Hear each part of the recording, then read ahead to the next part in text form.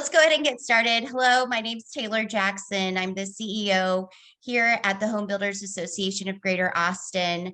We want to welcome you to this peer exchange, really focused in on the WUI, which is a new code for the city of Austin. And before we get started, a few housekeeping items. So everybody who is on the call is actually muted and your videos are turned off. We will have our panelists that you see on the screen who will be talking, and then please use the chat feature or the Q&A feature of the Zoom call to note any questions. We will have a significant portion of our time to go through those questions, and we also have a couple of folks from Austin Fire Department. Thank you for joining us, and we'll introduce those folks here shortly. All right, so without further ado, I'm going to go ahead and turn it over to David Glenn, our Senior Director of Government Relations. And so David's going to kind of walk through the WUI and give you a little bit of context. We also have Nancy and Ben on the line as well, who have worked through and are in the middle of working through a vicinity plan. And so are here to give any tips and kind of show some of the work that they've done. So thank you both for being here. David, go ahead. Awesome, thank you. So we wanted to give a little bit of background about kind of the history of the WUI, where we've been. This is actually an initiative that we've been working with Austin Fire on since 2017 on the drafting of the code. It is a model code that the International Code Council released a number of years ago. And as of right now, the city of Austin is the only large city in Texas that I know that's adopted it fully. There are other cities who've looked at it, who've used it as guidelines. So it is a new for not just the builders, but it's new for Austin Fire and a lot of the folks who are working with this code. I will say we worked really closely with the city and Austin Fire on this code. It was after local amendments, we were able to create a code that worked much better, I think, for both the development community while also achieving the needs and the goals of the fire departments. And it was initially around a 60-page code. We got it down to around 20 or so pages, which is a substantial, I think, reduction, but also a code that still works. And so I think we're going to start out by talking about one of the elements of the code, which is the Vicinity Plan. Because it is a new code, we know that this is not something that people are familiar with, and we have Nancy and Ben here who have been working with Austin Fire really closely on drawing up a vicinity plan, what it looks like, and we're going to talk a little bit about what they have included and kind of some of the benefits of the vicinity plan, especially considering that the map that the WUI is based on was drawn out in 2017.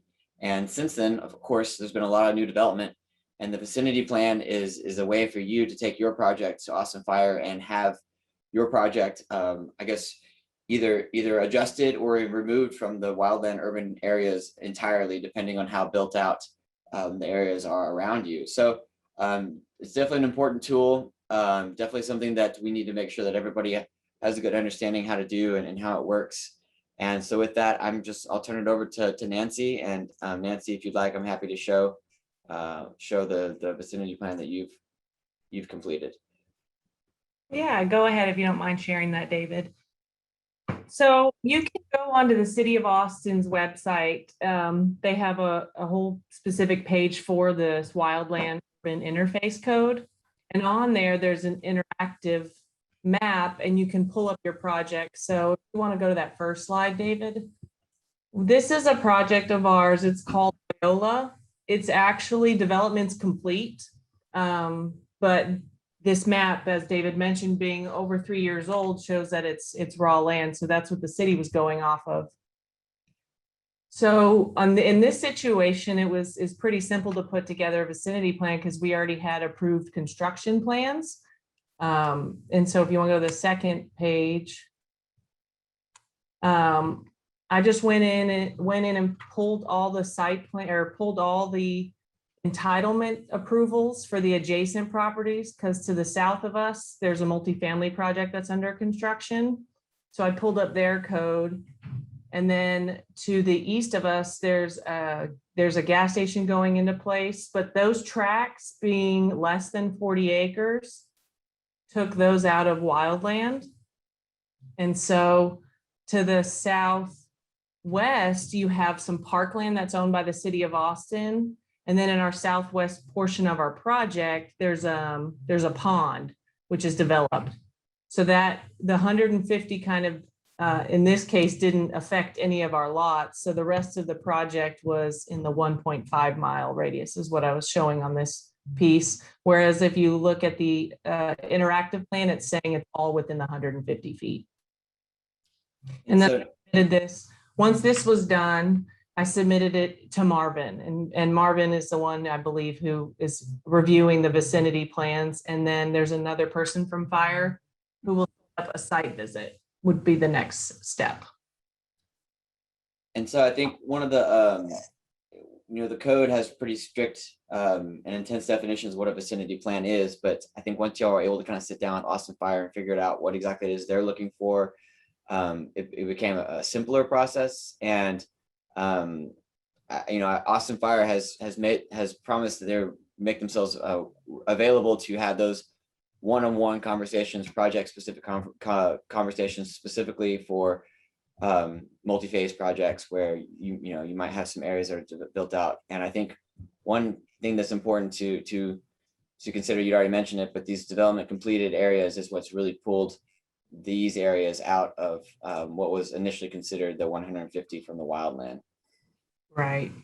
And one thing that was important in our conversations to fire was to show slopes and existing ponds and all that. Because I first started this actually as that we used our preliminary plat and it didn't have the pond on there. So they were worried that that was still undisturbed. So then we had to show the ponds because you really want to show what you're disturbing, because then that takes it out of wildland when you grade or do anything like that, where you have construction.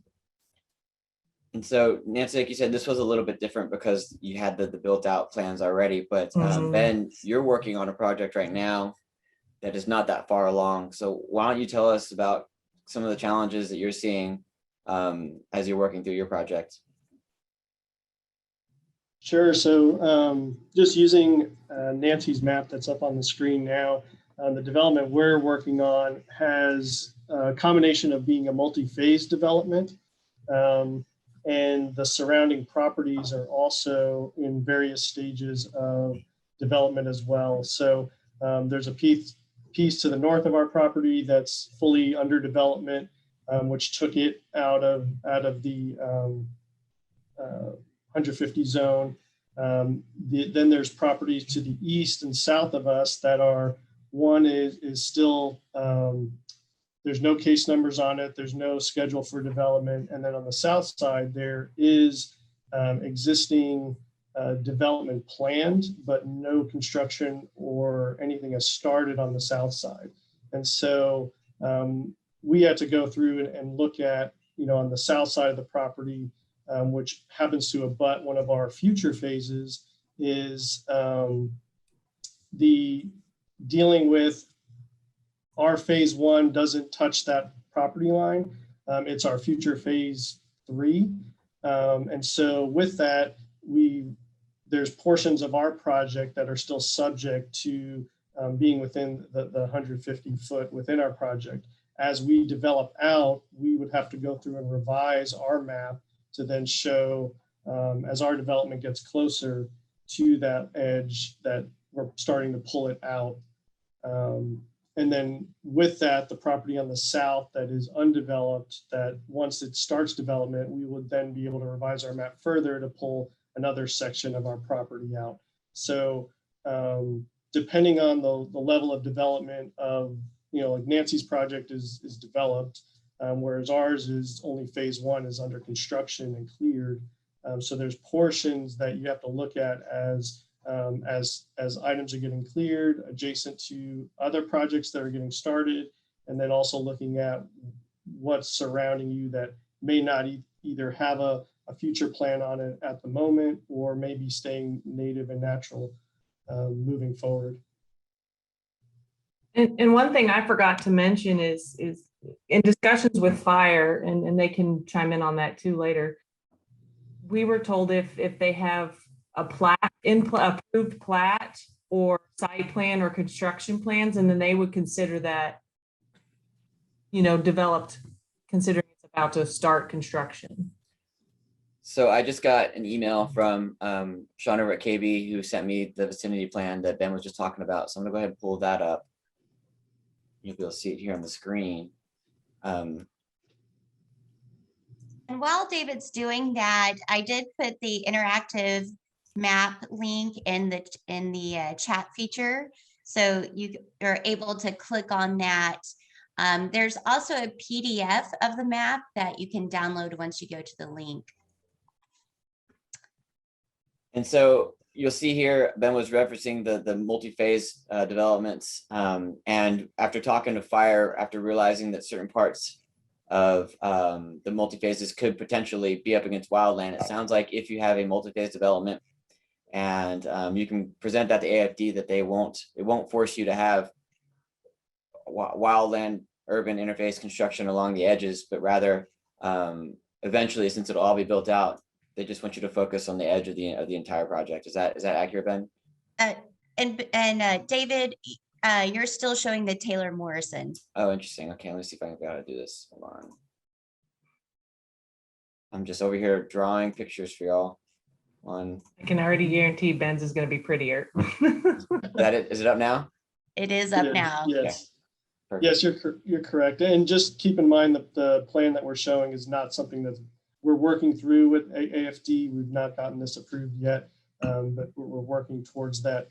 But as you can see, so what we did was we took analyzed our project and then the surrounding community using City of Austin interactive GIS and the case management GIS system to go through and get the status of all the properties around our project.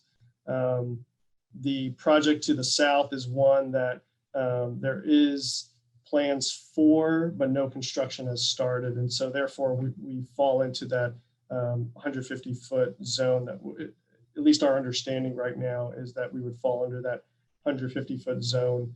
And as a part of that, you can see we've got the central piece is phase 1.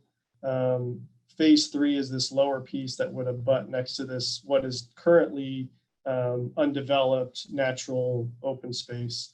And so until our project gets within that zone, we have to treat within our project, treat it to those buffer standards. So Taylor, maybe now's a good time to bring up Marvin and Carla from Austin Fire, because I do believe that Ben, you said that there was already construction plans for this section down here. That I know that there's been discussions about how that's going to be treated. So maybe we can get them in here to come and answer some questions. Absolutely. So Marvin should be showing up on the screen here soon, and Carlo will also promote you to a panelist. All right, let's see here. So we have both of you, Marvin and Carlo, up on the screen as well. So Marvin, afternoon, everybody. Hey, good. Thank you for joining us. Why don't you please give us a really quick introduction about who you are and your role in all of this, and then we'll talk some more about the vicinity plan. After all this, I really don't know who I am right now, to tell you the truth. But I'm Marvin Lewis with the Austin Fire Department. I've been pretty instrumental in the WUI code and getting everything fixed, working with everybody. And I do want to thank Nancy and Ben and Sean and the two or three other folks that have worked really hard on this vicinity plan and getting it right, because it helps everybody in the long run. It does help take everybody out of it if they're not in it anymore, and it does help us, to continue to enforce the code where we need to enforce it, and not in some place that we don't need to. to address this particular phase right here, the Colton Bluff, Ben is correct at this point. Until the actual construction starts on the Skyline 2D phases below, then that's still going to be considered wildland. And the reason being is because we all know something could happen and they might not ever start. It's probably pretty rare right now, I grant you that, but there is the possibility that, you know, hey, something happens, money falls apart, company goes bankrupt, whatever the case may be. You know, we get a downturn in the economy, which nobody sees that for coming, but, you know, there's lots of reasons why this would still be considered wildland until once that construction starts.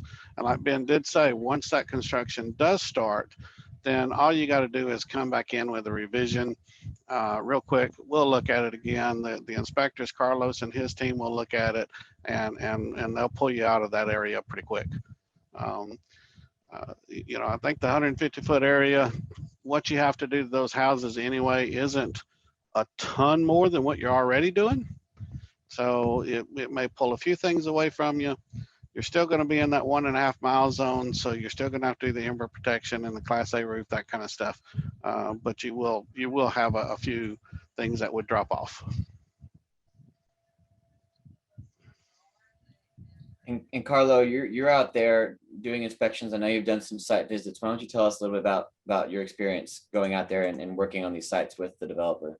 Yes, thank you, and thank you for having us, giving us some time here to answer questions. So, I'm the captain over the inspection team. I have a team of 4 lieutenants that are going to be actually out there conducting the inspections. But as we're finally getting started here, I've tasked each inspector. We're assigning specific subdivisions, neighborhoods, projects to each of them.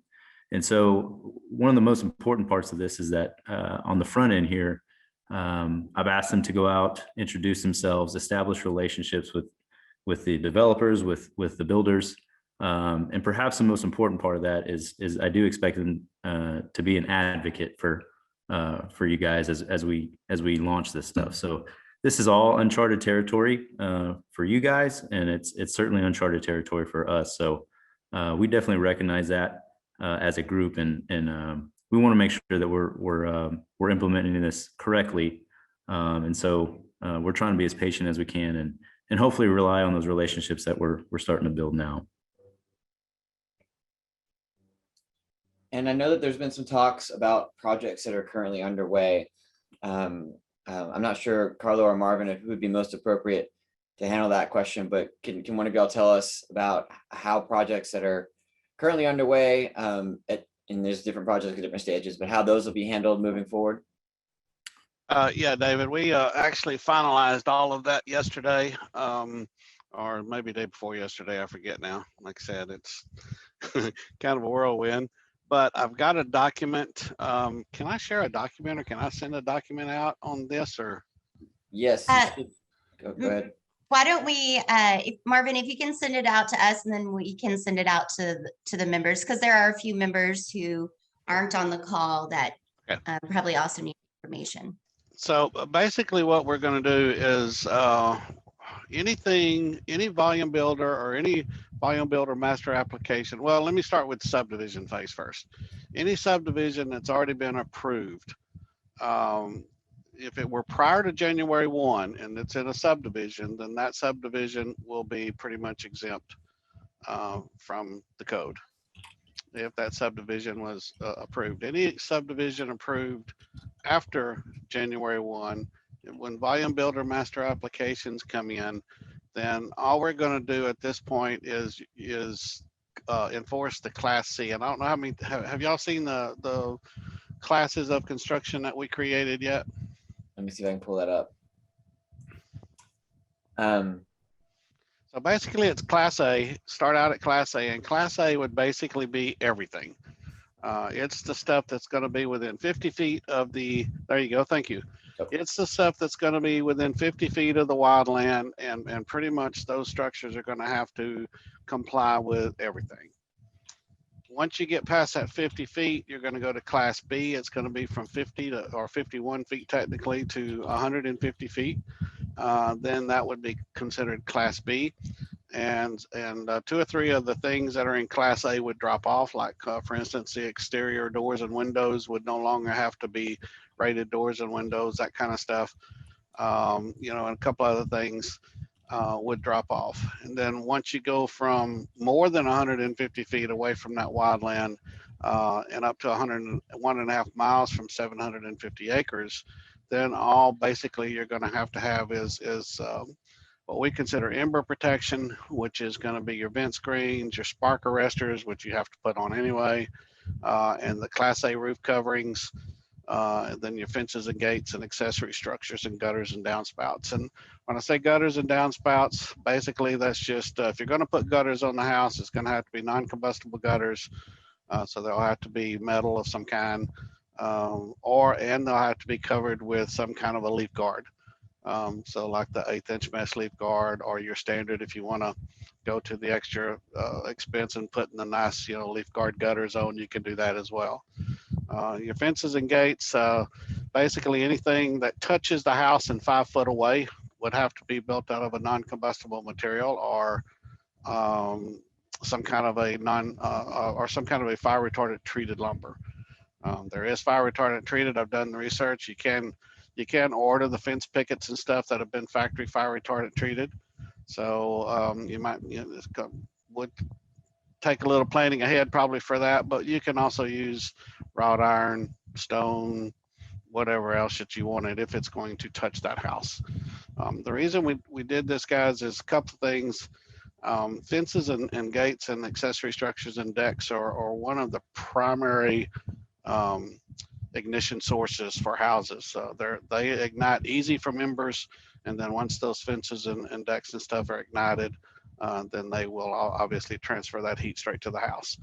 And that's kind of the reason for that. So if you'll scroll on down, Carlos has got quite a few examples down here of all of the requirements. He's actually spelled it out pretty good, giving you the code sections and everything.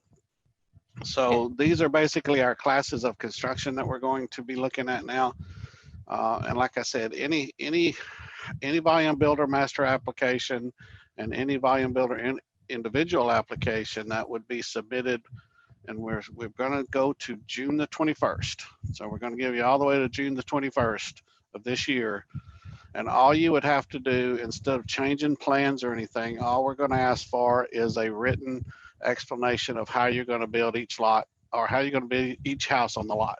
So you don't have to change your plans. You can put us a note sheet at the front of the plans or something. You can add the note on the plan that say these houses are more than 150 feet away. They're going to meet Class C construction, and that will be required for those structures.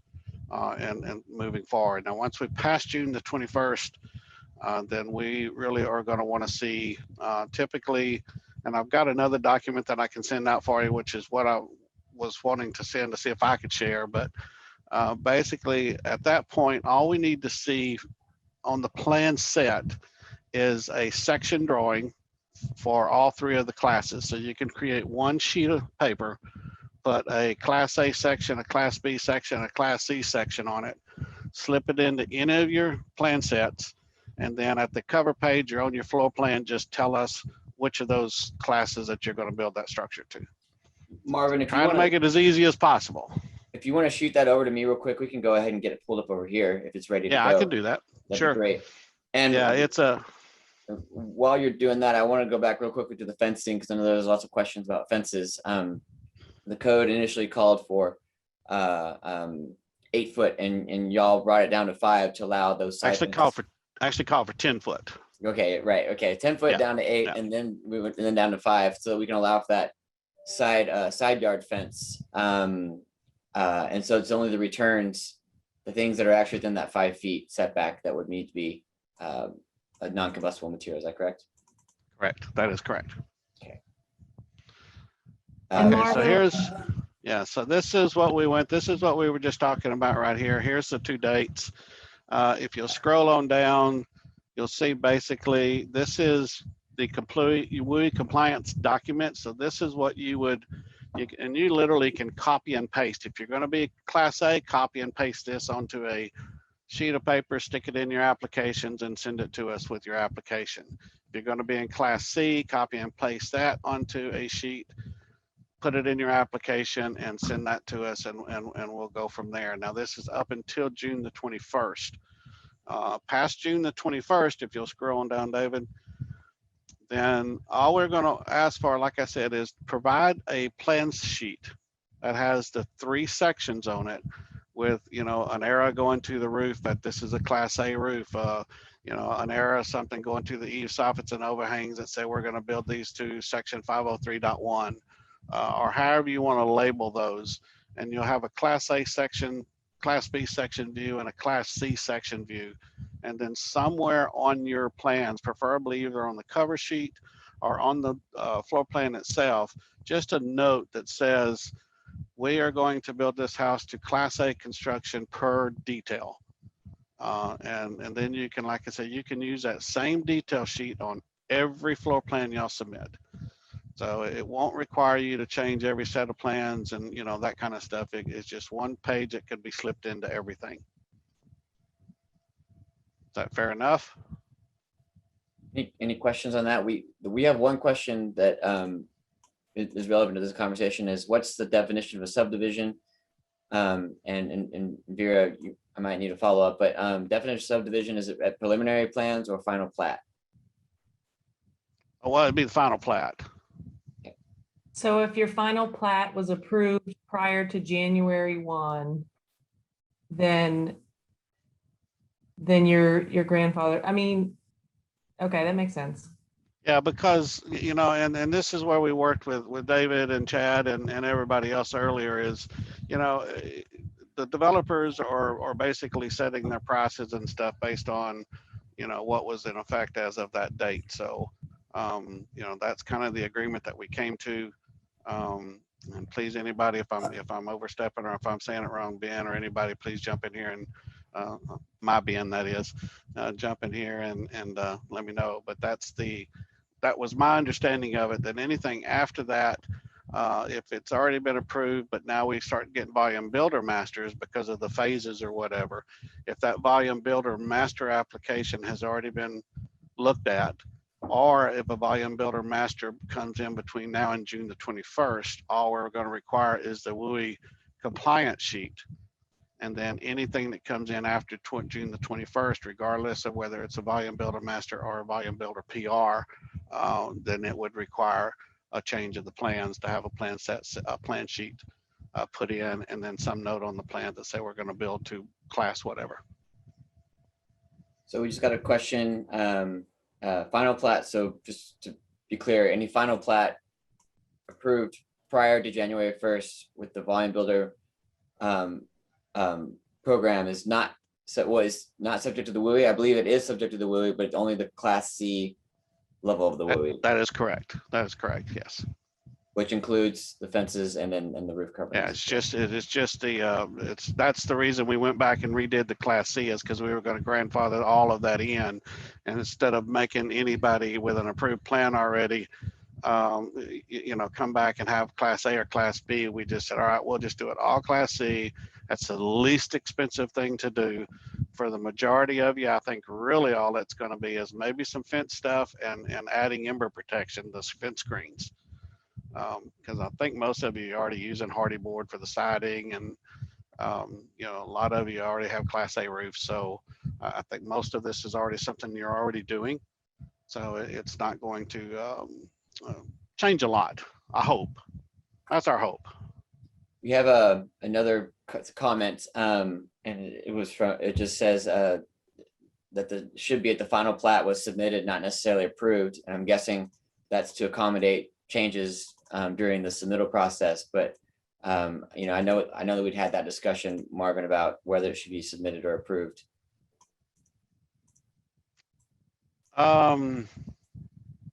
Well, I ain't thought about that, to be honest with you, David. I guess we'll need to run that by the chief, but I would think it would be the approval date, but I could be wrong. But at any rate, it's probably still going to be all Class C.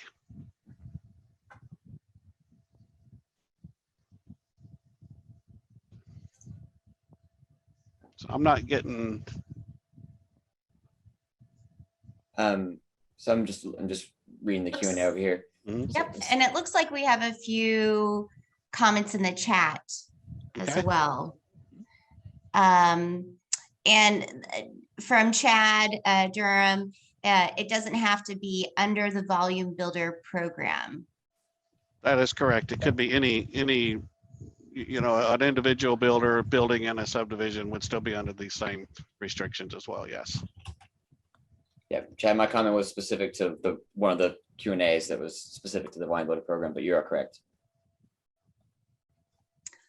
All right, and then we have another comment, and just again, I believe, let's just make sure that we have this answered.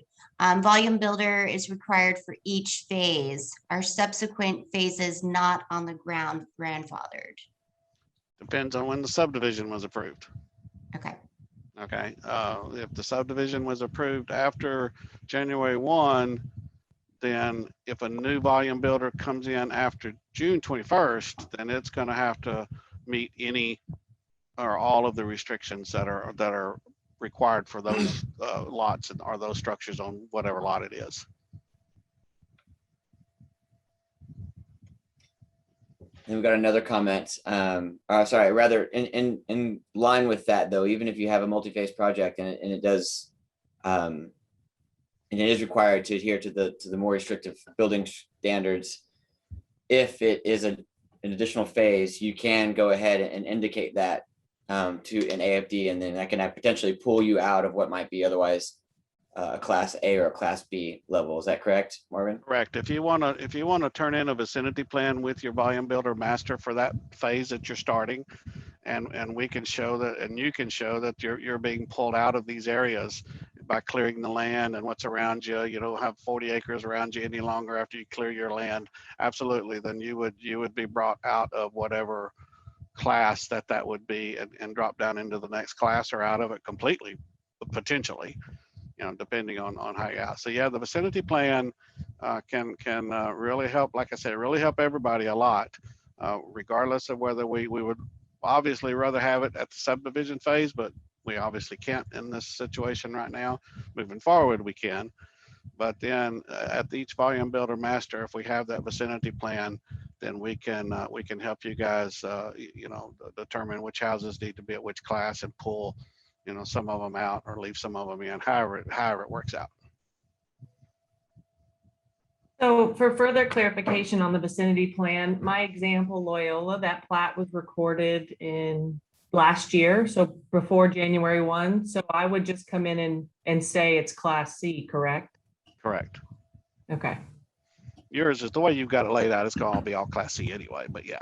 Right. But even Right. if you had some, at this point, even if you had some that were in the 150-foot range, because of when your subdivision was approved, it would still be class C at this point. Got it. Okay, good. we did have another just comment and question. I just want to reiterate. Yes, we will be sending these guides out afterwards with contact information as well. Yep. And AFD has, I mentioned earlier, but they have made themselves available to answer any questions you may have. Each project is different, and since this is a new code, it's going to require, I think, a lot of project-specific questions. So I'm going to go ahead and say, you know, if you have those questions, go ahead and reach out to Carlo or Marvin, and they'd be happy to work through them with you.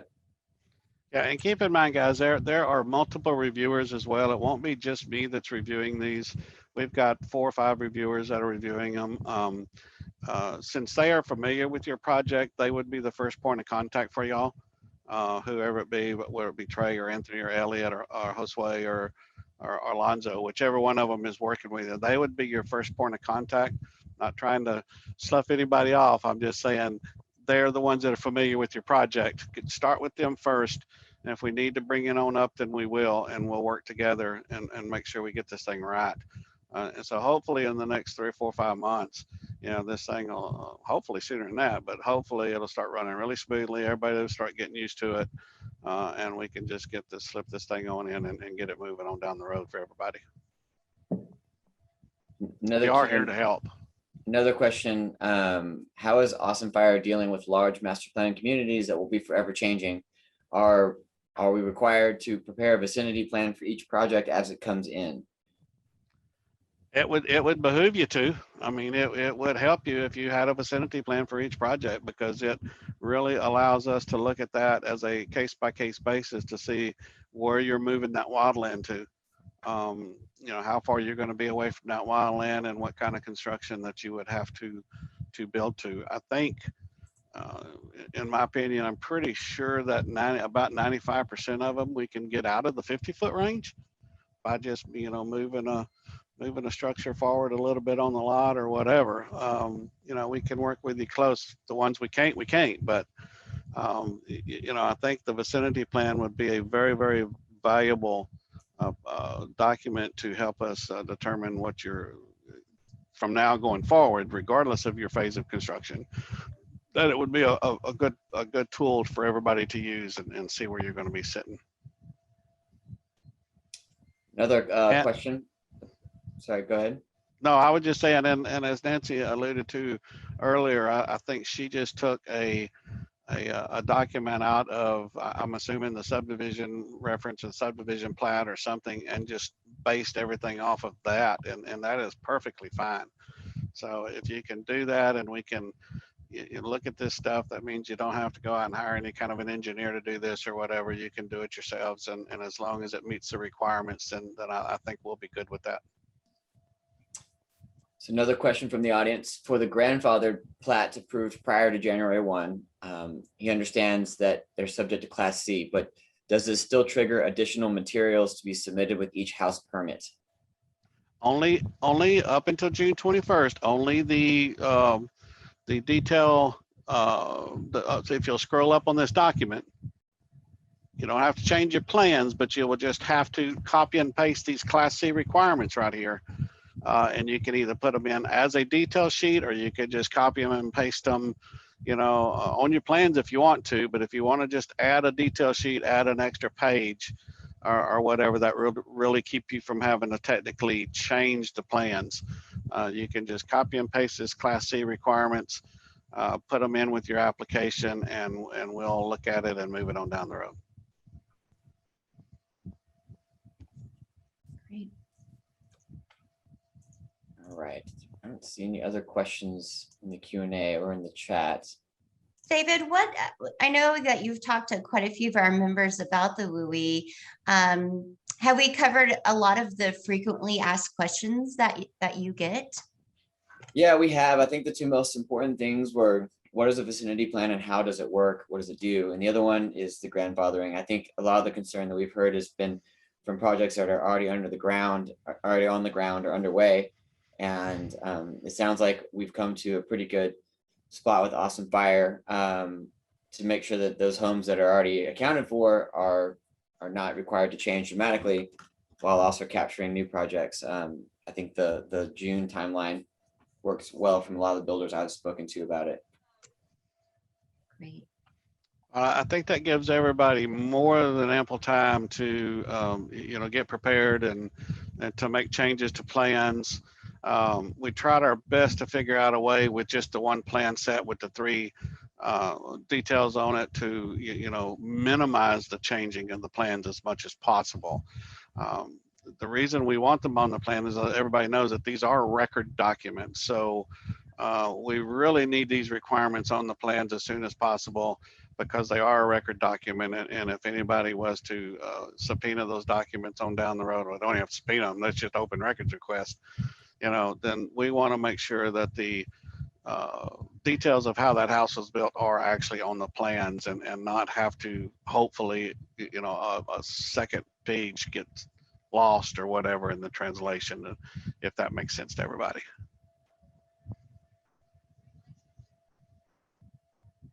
Thank you. Well, it looks like the questions have slowed down entirely. Again, you know, the HBA staff is here to help facilitate any type of conversations. You know, I just especially want to thank both Nancy and Ben for sharing your experiences in this peer exchange, and we're hoping to do more of these peer exchanges on various topics so that we can work collaboratively together and find solutions for our members. And of course, a special thank you to the Austin Fire Department, Marvin and Carlo, for joining us today and answering those specific questions. We do have a couple or one thing to follow up on, which is about the approval date versus submittal date. And so we'll make sure to follow up with Austin Fire Department and the chief together to better define that. And of course, we'll be sending out all the documents that were from Austin Fire Department with the compliance documentation requirements, as well as the updated guide. All right, well, again, thank you. Go ahead, Marvin. Yeah, I'd like to, Nancy, Taylor, I'd like to just say thank you to everybody, and in particular Nancy and Ben and Sean. I know he might or might not be on the call, but they have really worked well with us in creating this vicinity plan, and it's appreciated. We've already gotten their permission to use it as an example, and we're going to do that so we can send it out to other builders, and that's helped us and will help us a whole lot. As far as our inspectors and stuff goes, they're a great bunch of guys.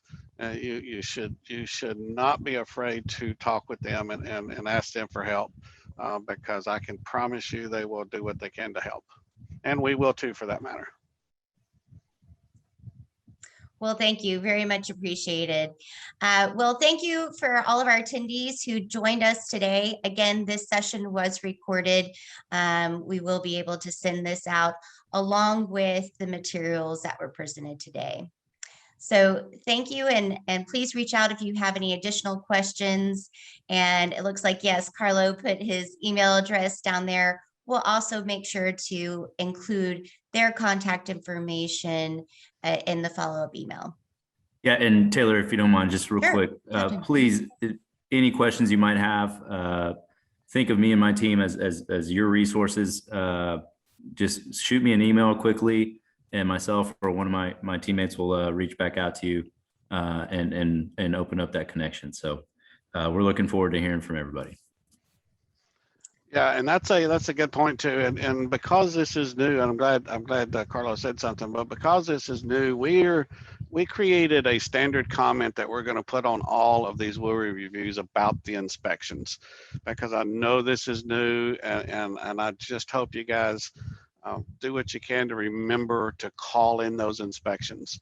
There's going to be 2 of them on almost everything. One of them will be a frame inspection, so the best time to call that in would be at the same time pretty much that you call in your regular building frame inspection, and that way we hopefully can get out there at the same time, or maybe even before, and won't slow the process down. And then the last one, of course, is a fire final, which that one has to be called in before your building final, because they won't schedule your building final until the fire final is completed. So make sure y'all remember to call those 2 inspections in. We are putting a note on the approval and on the front of the building permit that will remind you that you have to have 2 inspections from fire. We're doing our best to make sure that we can remind everybody, and I wanted to take this time to let everybody know to don't forget to call in your inspections. Yeah, and until this is all committed to muscle memory, if you will, my inspectors will be walking you through the inspection process for sure. Yeah. Very good. Yeah, we sent some communication out to our members a couple of weeks ago, and we added the 2 inspection process as a pro tip for our members, and we'll make sure to include that reminder as well. Good. Excellent. Any other final comments from Nancy or Ben or David? Okay, well, again, thank you for joining us today. And should you have any questions, we are here, a resource for you, as well as the Austin Fire Department team. Thanks, everyone, and have a great one. Thanks, y'all. Thank Bye-bye. y'all. Thanks, Taylor. Thanks, bye.